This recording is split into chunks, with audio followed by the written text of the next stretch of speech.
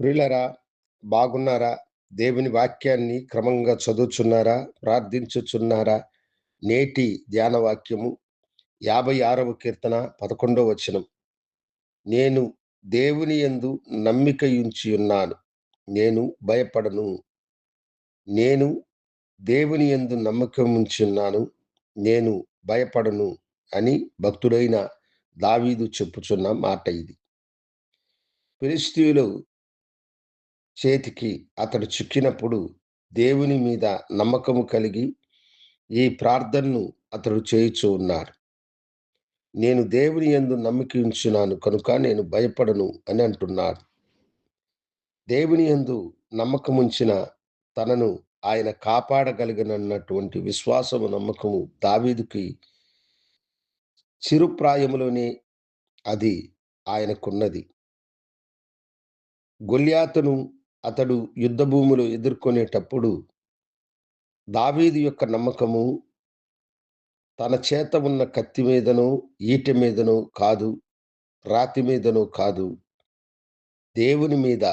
అందుకనే ఆ ఫిలిష్తీయునితో దావీదు మాట్లాడేటప్పుడు యెహోవా కత్తె చేతను, ఈటె చేతను రక్షించువాడు కాదని ఈ దండువారందరూ తెలుసుకుంటారని సవాల్ విసిరినాడు.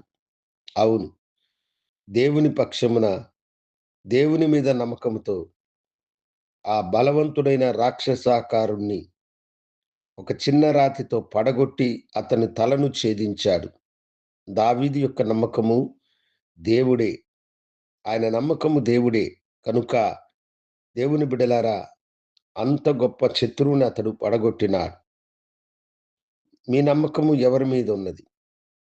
దేవుడంటున్నాడు, నా యందు నీవు నమ్మకముంచితే నీవు భయపడవు బిడ్డ. భయము మనలను పిరికివారిగా చేస్తుంది. భయము మనలను అపజయములోనికి నెడుతుంది. భయము మనలను అవిశ్వాసులుగా మారుస్తుంది. అయ్యో, నా ఎదుట నిలబడిన సమస్య గొప్పది. ఈ సమస్యలో నుండి నన్నెవరు కాపాడగలుగుతారని నీ మనసులో వేదన పడుతున్నావా? దేవుని యందు నీవు నమ్మకముంచు. దావీదు వలె నువ్వు చెప్పు, నేను భయపడను. నా దేవుని యందు నేను నమ్మకముంచి ఉన్నానన్నాడు. నీ సమస్య ఎంత గొప్పదో, నీ సమస్య కంటే గొప్ప దేవుడు నీకు సహాయకుడుగా ఉన్నాడు గనుక ఆయన మనుషుల ఎదుట నీవు సిగ్గుపడిపోవునట్లుగా చేయక, నీ తల ఎత్తుకొని దేవుని నీవు ఘనపరచునట్లుగా ఆయన నీకు గొప్ప కార్యమును చేయును. నేను దేవుని యందు నమ్మకముంచున్నాను గనుక నేను భయపడనని మనసారా చెప్పండి. ప్రతి సమస్యల నుండి దేవుడు మిమ్మలను విడిపించును.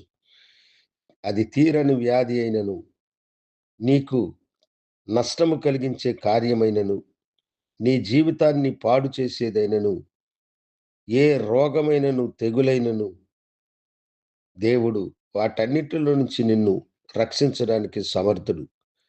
ఆయన మీద ఉన్న నమ్మకాన్ని ఏమాత్రము కూడా మీరు విడిచిపెట్టక, నేను దేవుని యందు నమ్మకముంచినానని పదే పదే మీ మనసులో చెబుతూ ఉండండి.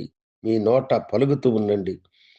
గొప్ప దేవుడు సహాయము చేసి మీరు భయపడకుండా మీ జీవితంలో మీరు గొప్ప ఆశీర్వాదములు పొందుకొనులాగున తన కృపా కరమును మీకు తోడుగా ఉంచి మిమ్మలను ఆశీర్వదించును. అందుకొరకే ఆయన ఈ లోకానికొచ్చి తన ప్రాణమును పెట్టి నిన్ను తన బిడ్డగా చేర్చుకొని దేవుని పక్షపు వాడిగా నిన్ను దీవించాడు. కనుక భయపడక సమర్పణతో ప్రభువుకి సమర్పించుకొని ముందుకు కొనసాగండి.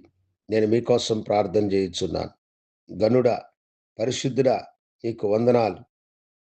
నేను దేవుని యందు నమ్మకముంచి ఉన్నాను, నేను భయపడనన్న భక్తుని మాట ఈ బిడ్డల పక్షమున మీరు నెరవేర్చండి. మీ యందు నీ బిడ్డలు నమ్మకం ఉంచినారు.